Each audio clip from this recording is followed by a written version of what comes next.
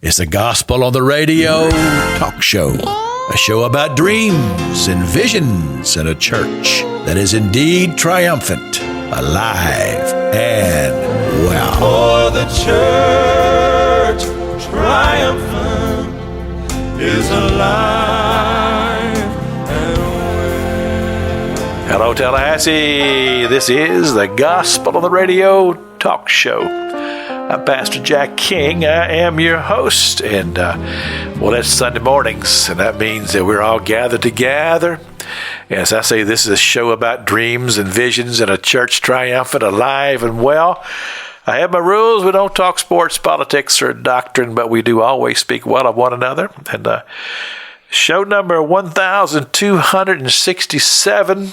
And I like having return guests. And I have Miss Jamie Brown back in the studio, in the new studio. I know, this is amazing. 4141 Appalachia Parkway. Now, Jamie was one of those who used to climb up the stairs to the tower at the 8th Avenue and come and sit and do the radio show with me. And she missed the Capitol Circle experience because she didn't get to come last year. But here we are, and my new studio, and you don't have to go up those stairs this time. I know. Yeah. I know. I had my hiking shoes on and everything. Yeah, but pretty much same setup and everything, and it's coming along.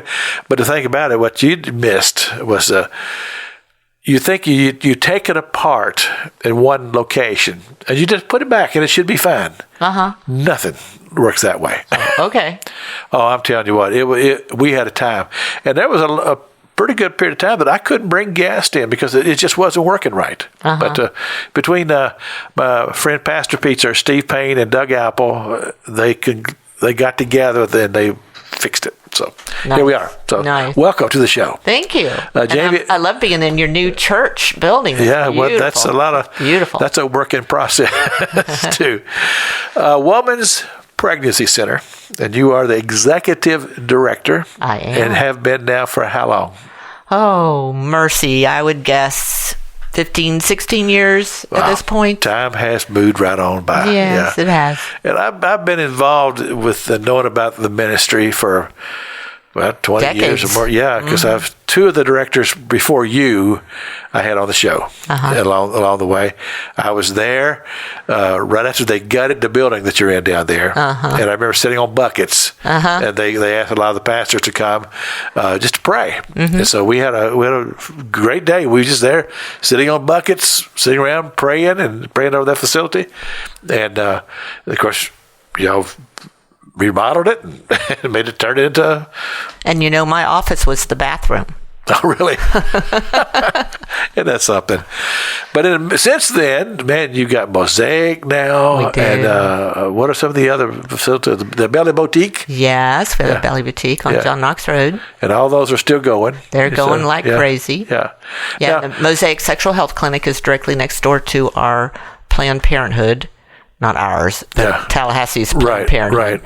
Right. That services the southeastern part of the United States. So we're strategically located there. Well, I was out there for some reason or other, and I looked up, there it was. I said, because I'd heard you talking about it, and I knew basically where it was, but I'd never seen it. And that's a cute little old building sitting there. Isn't it? It's beautiful. So a shining light. A shining light. So before we get rolling here, let's go ahead and talk about the Walk for Life, and we'll put that out there several times during the show today. But tell us, that's coming up here before long. It is. So we have two major fundraisers. We are supported solely by our donors in our churches. We take no government funding. So our two major fundraisers are very important. And as the ministry is growing, it's putting more and more emphasis on our fundraisers. So our second largest is our Walk for Life. And this year, it's a little bit later. We're having it April 18th at the Northside Community Center, the northeastern side of town. And we are excited because we've got a lot of new ideas. We have a new director of development with us this year, and so she's got a lot of fresh ideas. We're excited about some things, few surprises. That seems like forever out there to me. It's worth the trip. Yeah, I live on the opposite side of the county. And so when I get up, it takes me like all morning to get out there. But then again, I'm out there almost every day of the week anyway, but not quite that far out. But it's a beautiful park out there. It's beautiful. Yeah. And that's a function of Wildwood Church.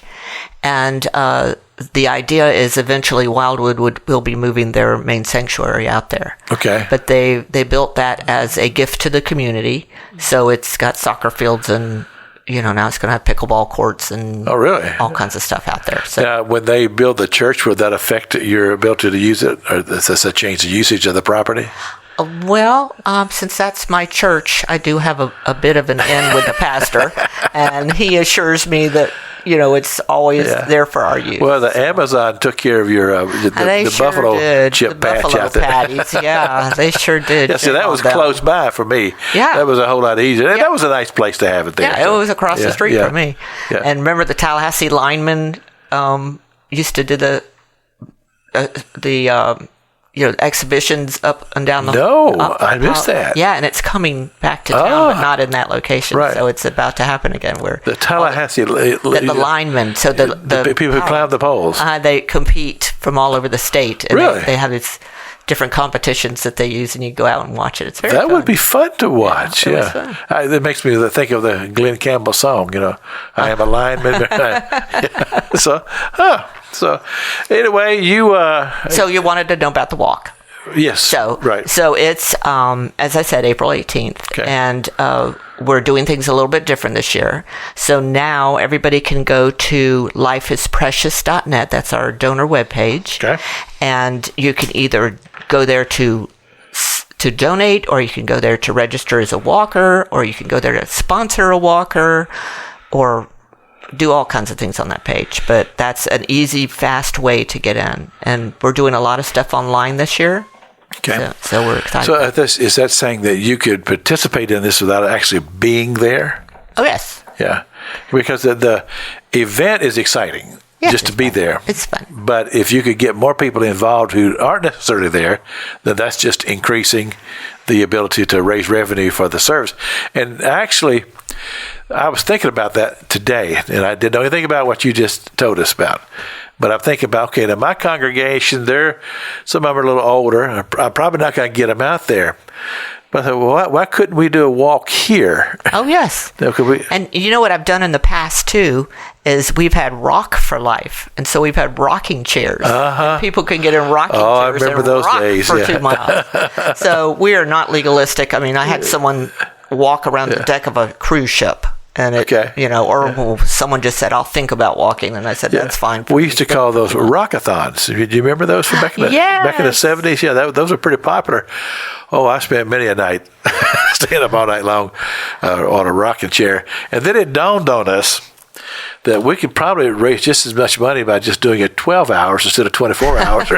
We got smart. Yeah, and then you could go to bed. Oh, yeah, but I remember at the Open Bible Church in Pensacola, we had a big parking lot out there right on Pace Boulevard, and we sat out there all night long rocking those rocket chairs. And of course, you got to entertain the people, so you got to have all this stuff that you do. And of course, you could play Monopoly while you're rocking, or all these sort of things.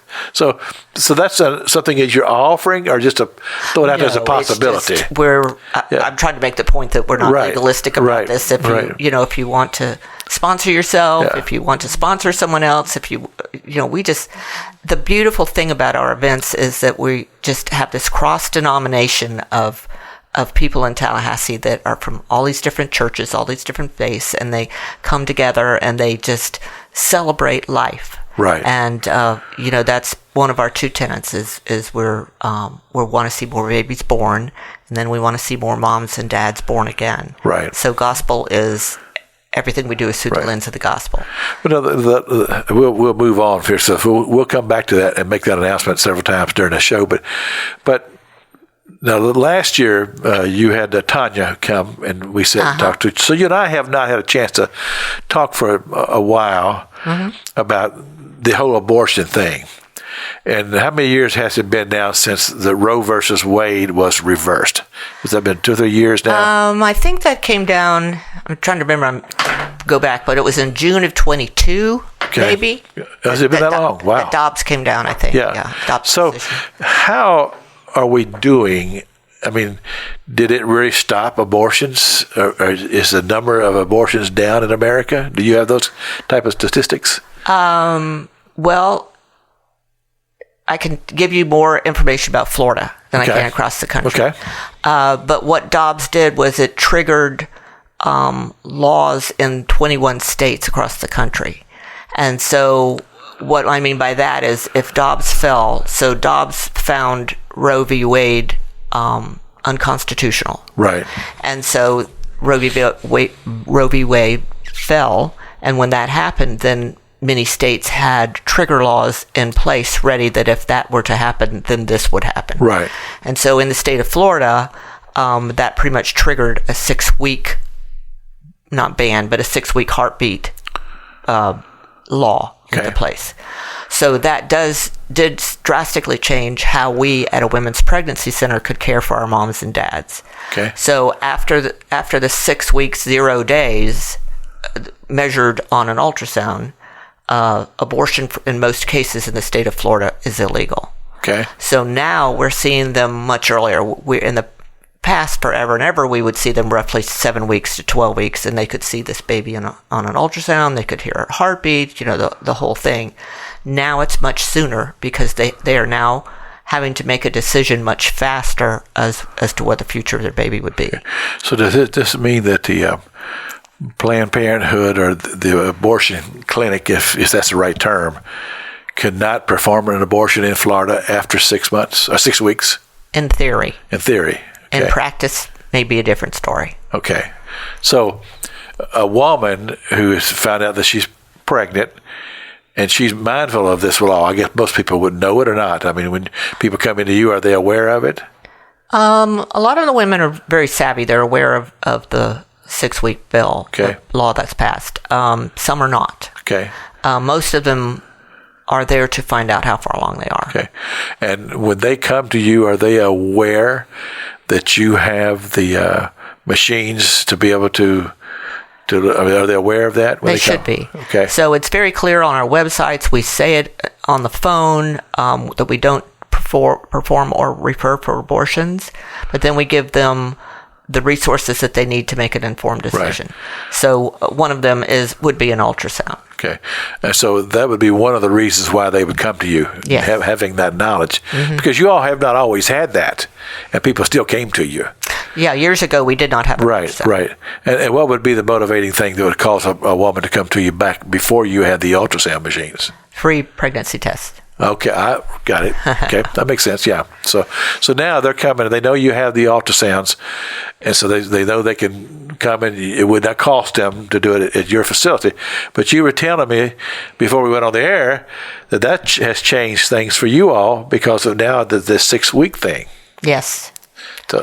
So that's also changed the dynamic of what we do and how we serve our moms. Okay. If they find that they are 6 weeks, 6.1 days along or beyond, they can't get an abortion legally in the state of Florida in most cases. Okay. So, interestingly, 63% of abortions are now performed through an abortion pill and not, which is called the RU486, right, and not through the surgical abortions. So the tide has swung in a very different direction. It's more profitable for abortion clinics to give them the pills. There's a whole series of, which I can tell you, of concerns with that. But basically, there are these abortion pill mills that are around the country that will mail abortion pills to these girls' mailboxes. So in essence, their mailboxes become their closest abortion clinic. So now they can go online and find this even without the abortion center? Yes. In other words, they just by Googling, I guess they Google it, right? Yes. And so that's basically what it is. So basically, you would Google abortion pill, and it would come up, and then there'd be all these different facilities that you could order this from. Yes. But what's the possibility of them getting one that isn't even giving you the right thing? I mean, that's a good possibility. I mean, it's possible with any drug you get, right? Like that of any kind. I mean, are there any statistics on that? Is law enforcement aware that this happens?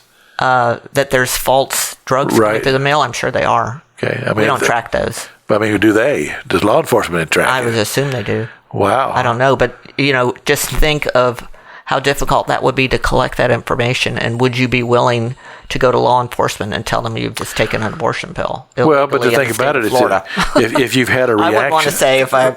Yeah, but if somebody's had a reaction, well, then they're in the hospital, so then that's a different story. And then, so then that information is out there, and so does law enforcement even track that to where the ones that they know has happened? And sometimes what these women are forced to do is they're not prepared for what happens with these pills, and there's a lot of things that can go wrong with that, and they do end up in the ER, and so they're told if they end up in the ER to tell them they're having a miscarriage, not tell them that they're in the middle of an abortion. Oh my goodness. So the ERs are treating them in that way. So it's all become very deceptive. We don't know. There's a lot of things that we don't know that's happening. And actually, 1 in 25 women will visit the ER after taking the abortion. 1 in 25. And these are some statistics that you don't necessarily hear. And 1 in 10 women will experience serious adverse events like what you're talking about. Wow. So that's pretty high. And there have been 26 deaths with this. Wow. Yeah, because that movie and Unplanned? You're talking about Unplanned? Yeah. Because it's pretty graphic. It is. With the woman, and she takes this at home, and then she becomes very frightened. And I would imagine that plays over and over again. Here's a young woman.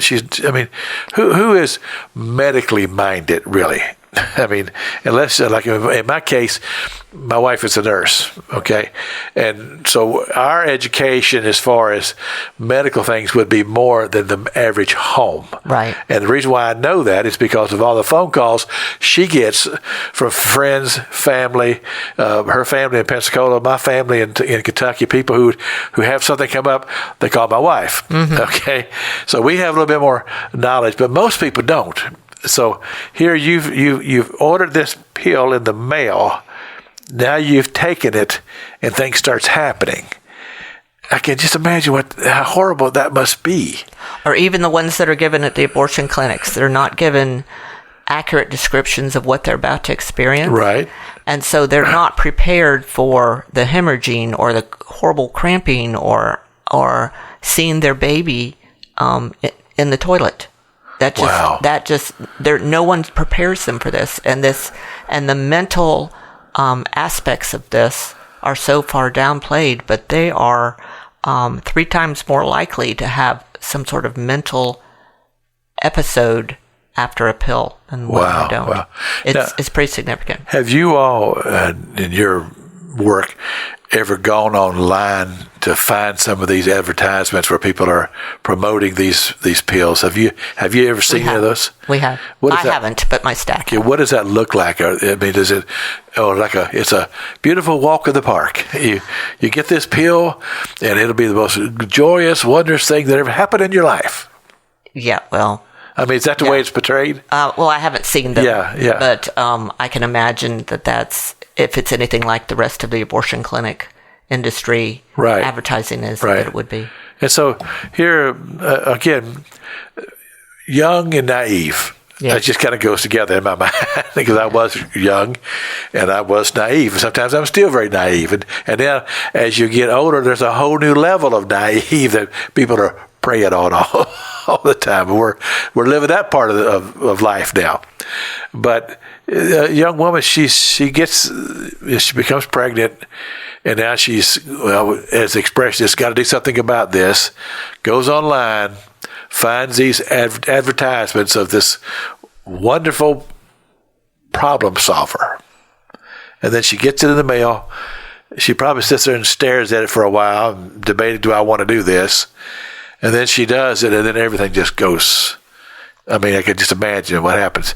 Your body begins to react. And how sad. It is. And often it's not taken properly. Often it's not taken at the right time frame that it's supposed to be in. Right. Which exacerbates the problem. Okay. Well, as radio is, we're probably talking to somebody. That's, yes. Well, we want to be there to help. Yeah. If someone is facing this, 80% of our clients will change to carry. Many of them want to find a way to carry their babies. They just don't see support in their community. Right. And so that's part of what we do is build support if that's truly in their mind, heart of hearts, that they want to carry their baby. So walk us through, and we've done this before, but it's always great to hear it. A young woman shows up at your door, or maybe it starts with a phone call. Usually does. Yeah, they call you. Either way, yeah. Okay, walk us through what happens. Well, if she walks in the door, it's interesting because we have the Holy Spirit who indwells in our building. And so there's that sense of peace that many of them feel but can't explain. Uh-huh. And so they're greeted by these young college students who work for us. They're our first impressions team. They welcome them, love on them, give them a clipboard, talk to them a few minutes, or they'll talk to them on the phone and try to see how they can help them on the phone. Then they're handed over to, the girls go with a female counselor, the guys go with one of our male counselors. They go in separate rooms, and so they talk. And often the conversations are very different in each room, and so we do that intentionally because we want to hear the hearts of them without any influence of anyone around them. And so we talk to them about where they are. We want to hear what their concerns are, what their reservations are, what their fears are. And we walk through each one of them with them, and we give them good information, factual information on all three of their choices. So it's abortion, adoption, and carry, and parent. And so then, if applicable, in most cases, we can go ahead and give her an ultrasound. And so the partner will come in for that part of it, and they'll get a chance to see their baby. And like I said, 80% of the time, if she feels supported, and when they see that baby on an ultrasound, they will change to carry. I would imagine so, yeah. It's huge because they're seeing truth. This is not a clump of cells. This is a human being started at conception, unique DNA formed at conception. It's a human. And we want to love them through this process. We're going to love on them and take care of them if they choose to abort, because the hurt is even more afterwards. Right. So we know what they're headed for, and we want to be there. Scripture says, fearfully and wonderfully made. Yes. And what a tremendous miracle birth is, anyway. It is. And and I would imagine that there's probably, again, young people who you've never experienced this before. This is a whole new world for you. And maybe some of them come in that hadn't even considered the idea of going to keep the baby. But because that seems to be the mindset in a lot of people's worlds. Well, just do something about it. Mm-hmm. But I mean, I haven't known you over these years, and I know you all are all about the babies. We're all about the moms. The moms. Yeah. Well, yeah. You told me the babies. You told me that last time that you were here. Yeah. But just the whole beautiful family thing that happens. Because one of the things that you've mentioned 2 or 3 times now tonight is that they come in with both partners. I mean, the woman, mm-hmm. and she brings the father, mm-hmm. and to me, that's a positive step. I mean, if he's willing to come with her, and when I would look at that, that's a positive thing. I mean, he's interested. Yes. And so, I mean, do y'all view it that way? We do, and society tells these guys that you need to just be quiet and do whatever she wants. It's her body. You just go along with whatever she wants. So they feel like they don't have a voice. And so one of the things our male counselors are talking to them about it, they're giving them biblical counseling, and they're saying, use your voice. What do you want to do? This is your child too. What do you want to do? And then tell her about it. And like I said, so many times, over and over and over again, we will see her change to carry because she's afraid that she's not going to have any support when her partner will hold her hand in the ultrasound room, and they're looking at this baby on the screen, and they're realizing that this is real, and he'll say, we can do this, and she'll she'll change to Wow. Carrie. Wow. Now, sometimes she doesn't want the guy in the room. She doesn't want the guy in the building. And she'll bring her mom or her best friend or sorority sister or coach or whatever with her. And so that's also an opportunity. We take them aside, too, and talk with them as well. Wow. Well, the thing about it is that the whole concept of life, birth versus death, and abortion is death. I mean, you can color it however way you want to color it, but when you take that life, that's the taking of a life. Okay. And life is precious. This is my way of looking at it. And, of course, I have people, a lot of times I've heard just different ones say, well, Pastor King, you say you don't do politics on the show. That's one of my rules. But I don't consider this to be political. This is life. We're talking about life. I'm a preacher of the gospel. And Jesus Christ, he says, I come to give you life and life more abundant. And what's more life than a beautiful baby bouncing child? And I know as a dad, seeing those beautiful little babies come into the world, I mean, that's just, to me, that's the most exciting thing in the world. But it's But you see, these women can't get that far. All they see is the initial crisis in front of them. Yeah. And they feel like there's too many mountains to climb to get to the other side of that. Yeah. And they don't have any idea what waits ahead if they abort their child. Right. The world tells them, it's a 15-minute procedure and then you're fine. You just move on. And it's not. Yeah. There's lifelong consequences. And we want to walk with them through that. Do you find that when the young ladies come to you that they've told their parents by the time they come to you? Not necessarily. Okay. And sometimes that's one of their biggest fears is I'm, off to college. I'm in my freshman year. My parents have such hope for me and I'm going to disappoint them. And so we give them strategies about talking to their parents. And, right. Want them to build support around her if that's what she wants to do is to carry. And do you get times when the parents have been informed and they're out? They said no. I've had one. Really? So most of the time what you're telling is that the parents are supportive. They are. If they aren't initially, they come around. The one that I personally had back in the days when I was counseling, I don't get to do that anymore, but back in the days when I got to do that I love, it was a cultural Middle Eastern thing. Okay. And so there was no coming back from that. But pretty much everybody else that I counseled or dealt with, there's that initial shock, that initial disappointment. Of course. But then, they come together. And well, to me, it's a very deep-seated thing about family. Mm-hmm. My grandchildren are precious to me because they're part of me and they're part of the clan. As a bigger term, I mean the whole clan thing, and I'm going to support that person because they're part of the clan. They're family. That's right. And I think that's pretty strong feeling. Not just in my family, but I think most people feel that way. Mm-hmm. This is not the way I wanted this to happen, but the reality is this is a part of my family. And I think it's a positive thing. So if that's what works, let's go with it. That's right. Yeah. That's right. This is the Gospel on the Radio talk show. Miss Jamie Brown is my guest. And I don't know how many times Jamie's been on the show. We always have a good time. And of course, we usually do a show before we start the show. we just like to talk to each other. Before we play the song, let's tell them about the walk. Get this fresh in their mind once again. Yes. So we need you to come support us. We need our community to come support us. And our walks are just a lot of fun. Yeah. So this is our Walk for Life. It's April 18th. It's at the Northside Community Center on the northeast side of town.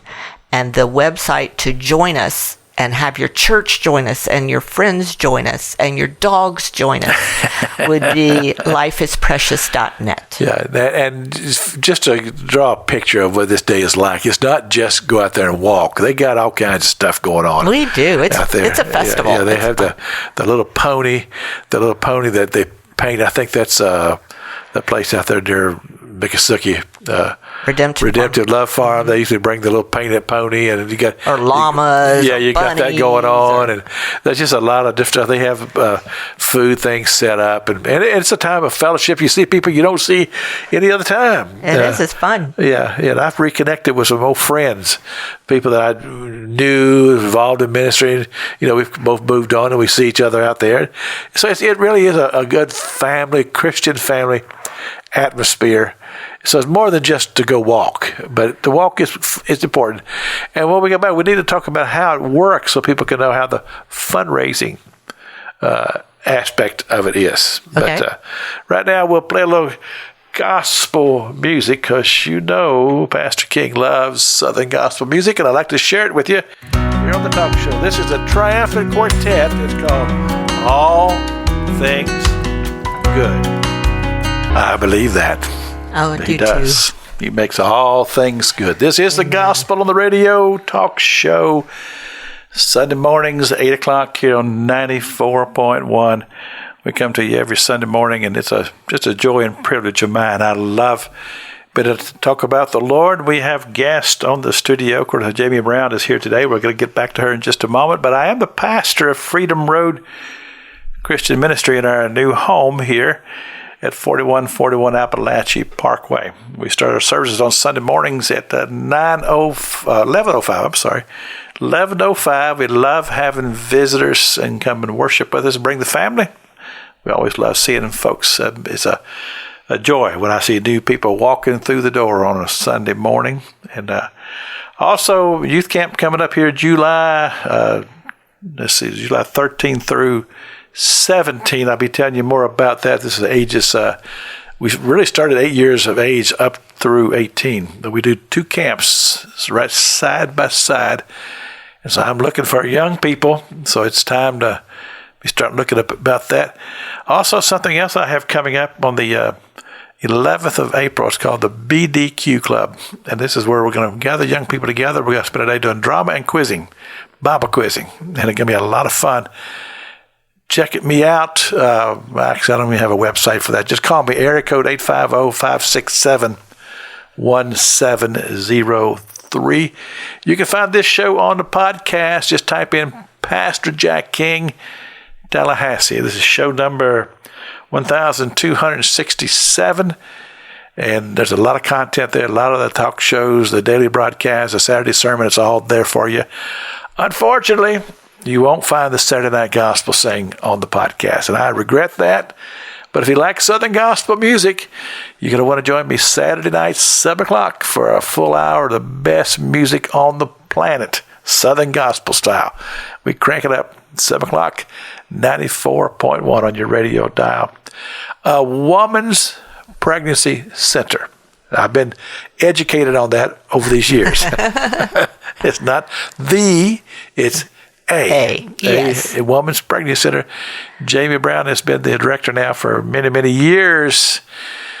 My goodness, things have changed since Jamie showed up. Oh, yes. Not to take anything away from the people who preceded you. Absolutely. They were all wonderful women. Stand on some amazing That's shoulders. right. That's right. We all work together.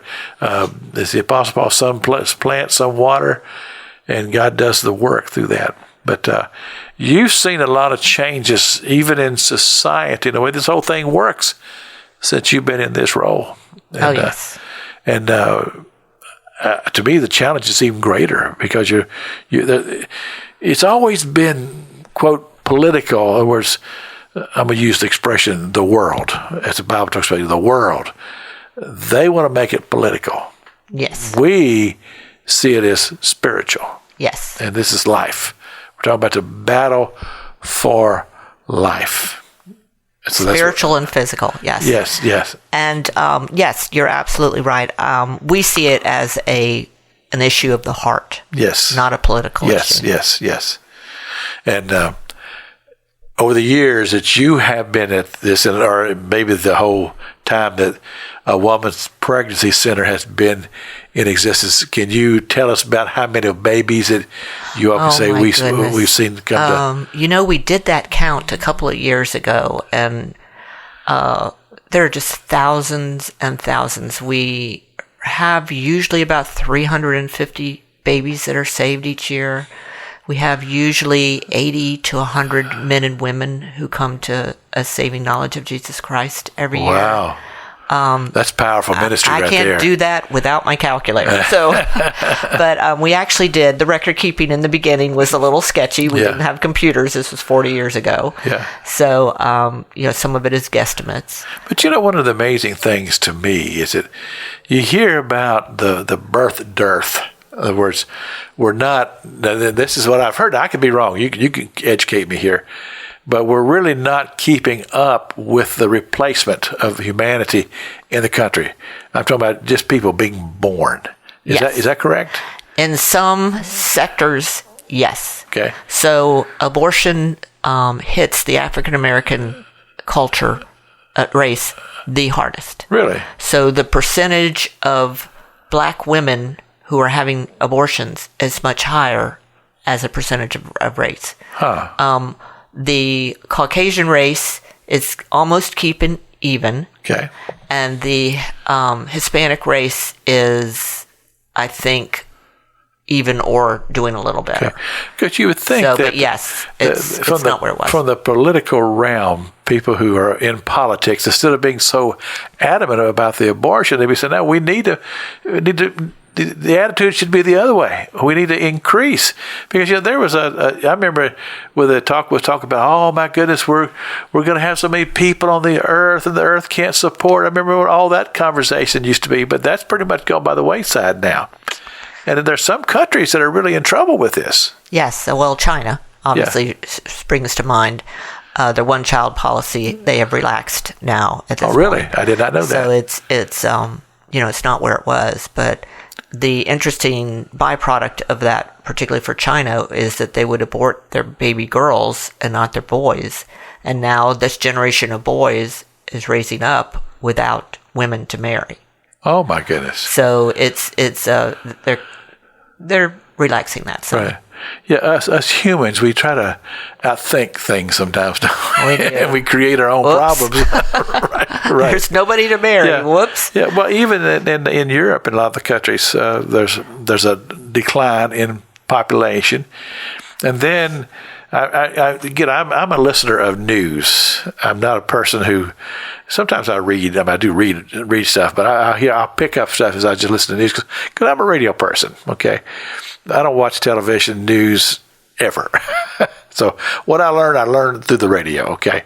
But I remember them talking about that, I think it was Germany, that the chancellor would say, oh, well, we're going to bring in all these people from other countries into our country to help with the economic, the workforce, that sort of thing. Well, that has not gone well for them. Whereas if you have your own culture, babies being born, they're being raised in your culture. To me, that's a very positive thing. But then you see that some who are in politics are just so adamant about, we want to keep this abortion thing alive. And my little, Kentucky mindset just doesn't understand that, because like I said earlier, I'm all about family. Yes. And so, at this point right now, we count 16 grandchildren. Oh. And we're still counting. Oh. I think there's more to come, I believe. I could be wrong. And to me, I'd take more. That's just the way we roll. But and to me, that's the way it should be in America, because we got this big, beautiful, great country. Why would we not want to be populated with Americans? So that's just me. Well, all life to me is precious. Yes, I agree. Whether it's American or Chinese or Filipino, whatever. Right, it's just, we're made in His image, and it's precious. All right. You all are very creative about your different ways that you go about some of your fundraising things. Of course, you have the banquet that happens once a year. We do. And then you have the fundraising. But then you have ways where people can get involved in the ministry. And you shared a lot of these things, but we're just going to refresh here. So let's say there's somebody that, I'd like to be a counselor at a woman's pregnancy center. How would they go about even entertaining that idea? Well, they'd call us at our campus location, okay, at a women's pregnancy center on our campus location. That's where our administrative offices are, and that's where the directors would be that would be able to, talk with them about it. before COVID, that's how we operated. Okay. That was our model, is that we had almost all of our counselors were volunteer counselors. COVID changed that for us. A lot of the counselors did not come back after COVID. Oh. So we had to staff up to handle the need.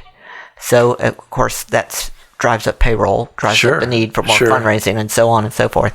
But the greatest need right now, we do need counselors again. There's many ways to serve. A lot of different. I've often said anybody can find a niche to serve in this ministry if the Lord's telling them to do so. We have for many years seen the value of having a male counselor in the room talking to the guys. We need more male volunteer counselors because we don't have them there every day. And we have some faithful men who come in, and we have some of these men are bringing these men to the fathers to Christ in incredible numbers. Wow. And if you think of how that ripples out.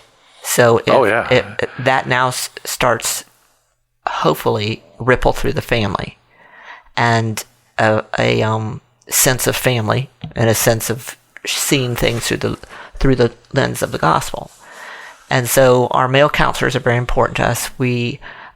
It's interesting that you would ask this. I'm working on a strategic plan for the next 3 years for the ministry, and one of the things that we are going to be focusing on will be a more intentional male counseling program. Okay. And we started this a number of years ago. And I got up at a banquet one year and said, we need male counselors. Well, 9 of them showed up on Monday, and we had no idea what to do with them. So, whoops. Right. And so we created our own counseling session program, and brought experts in, and developed this program over the years.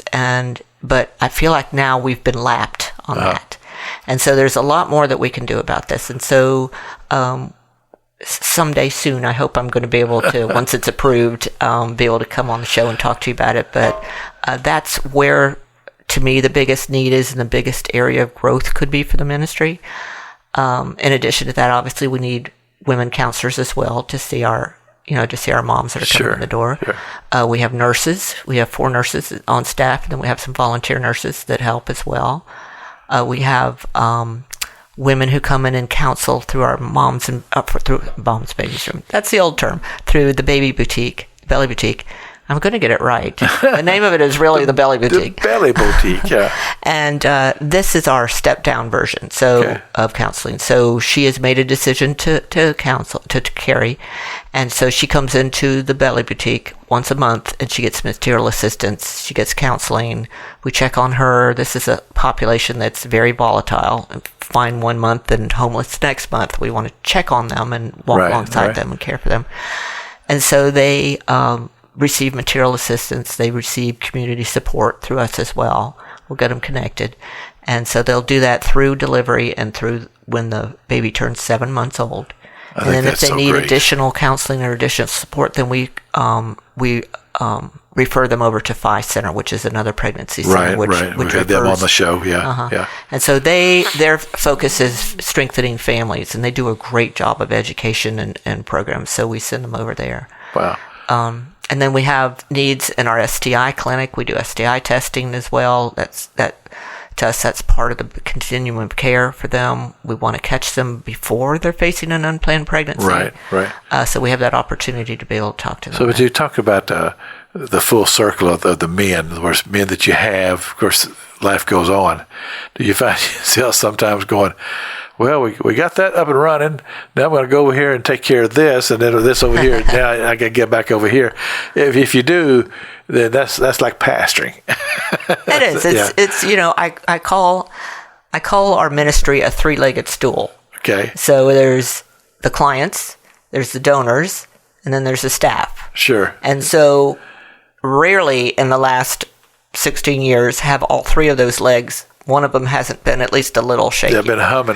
So that'd be like running on all 8 cylinders in it. Yeah, so I would not have a job if they were all sturdy all the time. Right. But the Lord takes good care of us, and is a good father. Yeah. So now you talk about the need for men.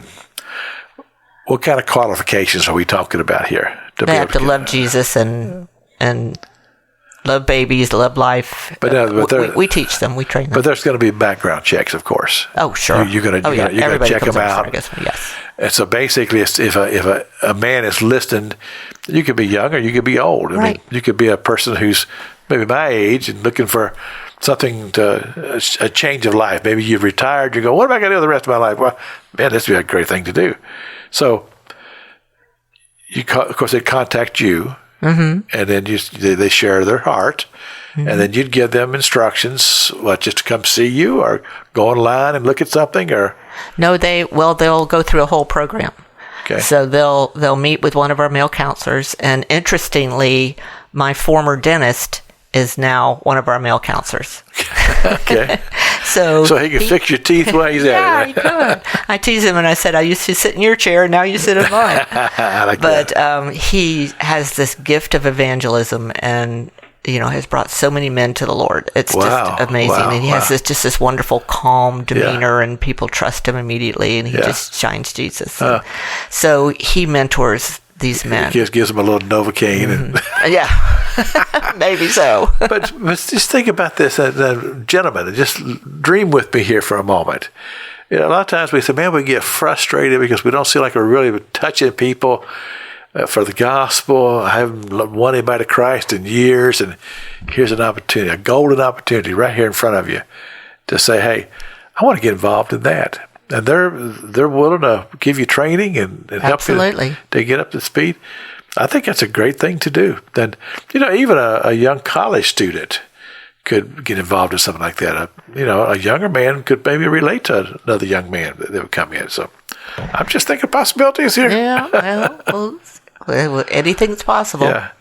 Now, yeah, it's true. And I've said earlier, just the impact of what a man has on a decision for life. Okay. And even through a decision for Christ and his family is just hard to describe. And then we have the same thing for the women themselves to get involved. I mean, of course, those opportunities are there as well. Same thing. You contact you all. Yes. You walk them through the process. Mm-hmm. Now, what about you mentioned the nurses? Do you have educational requirements, LPNs, RPNs, or do you have any requirements there? Yes, RNs and above. Okay. And we will train them in ultrasound. We take them through, a didactic course of how to, because most nurses don't know how to do ultrasound. We'll train them if they're going to be in our STI clinic. Obviously, we train them about the testing and the counseling on that. So yeah, we're fortunately fully staffed, but, our nurses have to take time off, and when they take time off, we need the volunteer nurses. But you mentioned that you have nurses at the Belly Boutique. Did I hear that, or did I just make that up? I thought you mentioned that you had... Did I say that? There's not one there. Okay, there's not one there. No, we just have them at campus and at Mosaic. Okay, because I was wondering what my question would have been, would they have to be RNs as well? So no, that's just strictly counseling and material assistance. So the nurses are mostly doing the MRIs, not MRIs, ultrasound. Ultrasound. Hopefully we're not doing MRIs. Yeah, ultrasounds, yeah. So that's what the nurses are doing, the volunteer nurses. And the testing. Yeah, okay. And I would imagine, because y'all had to change machines, so did you have to retrain your nurses to do that? Oh, absolutely. Yeah, we did. Yeah. Like I say, my daughter, she did that with you for a while. She enjoyed that, but and she had to juggle everything like everybody else. She has kids, but I guess the way it works for you, if a nurse has a few hours, they don't have to be there to man it all day long, right? No. No. We just need to be able to schedule ultrasounds. We need a consistency that, I can come every third Tuesday from 4 to 6 or whatever. There you go. Well, that gives clarity to maybe a young nurse or a nurse that's listening. So, okay, what would this require of me? And so you're saying, well, it could be a 4 or 5 hour stretch once a week or however you work it out, and you just put it in the schedule like that. So that helps. To me, that's the way my mind works. I like clarity. Yes. Yeah. Well, what am I getting myself into? That's the way it goes. Yeah. There you go. Okay. All right. Now, I'm thinking about I'm going to use the word, the temperature in society right now concerning this whole thing. We went through the Supreme Court decision, Roe v. Wade, that was a big deal. The whole thing with the dealing with the Supreme Court, that was dramatic. We all, as a nation, we all watched this thing. Mm-hmm. We watched it change. They reversed it, and of course at that time the temperature was high in the country, pro, not pro. Mm-hmm. Where are we at now? Well, it's interesting because what Dobbs did was it kicked it back to the states. Uh-huh. So each one of the states makes its own determination about what their laws are going to be on abortion. Right. So I think the temperature is calming down some. Okay. Than where we were right after Dobbs, because we had all of that with the Jane's Revenge they were attacking pregnancy centers, and there were riots and right on, and we were not immune from that as well, and attacks from so on and so forth. All of that kind of thing, I think, has calmed down significantly. But now, all in all, Florida is still pretty conservative concerning the abortion thing. Do we see that coming under attack? Is there any legislation that you're aware of? Because we're in the legislative season now. So anybody's trying to change that or anything like that going on? No, there's a couple of life bills that are probably dead in the water. I don't think they're going to go anywhere this session. The only potential huge threat to the life laws and life people who care about sanctity of life was Amendment 4 that happened a couple of years ago. Yes. And that would have, in essence, removed all abortion protections in the state. And that was a whole lot closer than I thought it was going to be. Yes, unfortunately, this is a strategy of the pro-choice camp to go to these states like Ohio and Florida that are known for being there, take a pro-life stance, and to undermine what they were doing. Fortunately, Florida has a law that you have to have 60% to pass. Right. And we were really close and did not pass. We were. But other states like Ohio, this failed. And so now it's a whole new world. Really? It's a wild, wild west is out there. And a lot of this means now abortion up to birth, not necessarily having doctors being there to perform abortions. A lot of the safeguards for women that were in place for abortion have been removed. Yeah, one of the things that I observed during Amendment 4 when I was going on was that the amount of promotion that the pro-life, or not pro-life, pro-choice group, the amount of money that they put into that campaign was, we paled compared to it. We did. Yeah. We were way outspent. Yes. I remember you came on this show and we talked about it, but our impact is minimum compared to the amount of money. So is there anything going on to try to counteract that on our side? Is there any plans to counteract what? Because it's going to come back. Oh, Yeah. So when it does, do we have any? Is there any organization on the right, the more conservative side? Is there anybody out there that's working on this, trying to raise fundraising, making public awareness? And that's really the key to it, is the awareness, that people would know.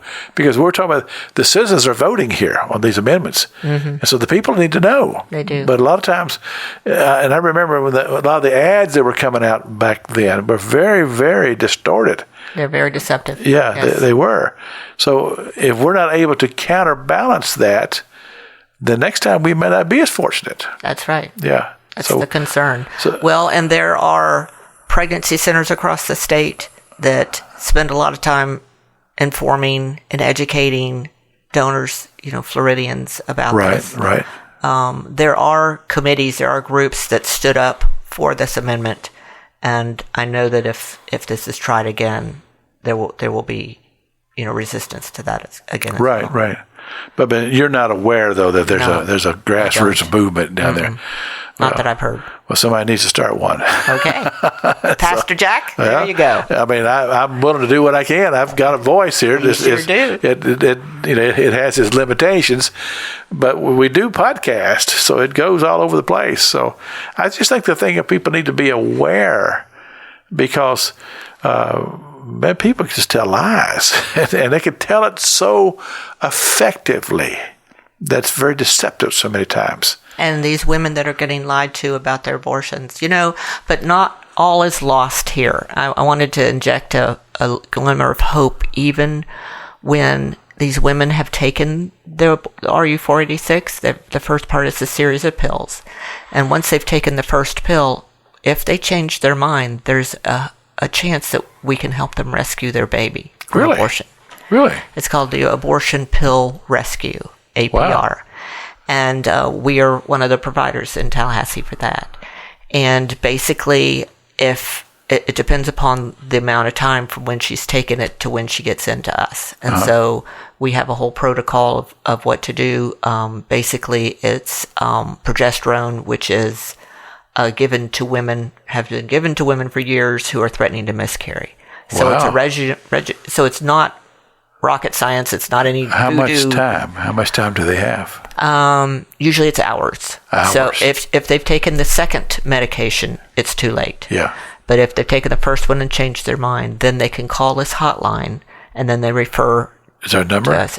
I don't know the number offhand, but there's a pill reversal hotline that is through Heartbeat International, and then they will refer.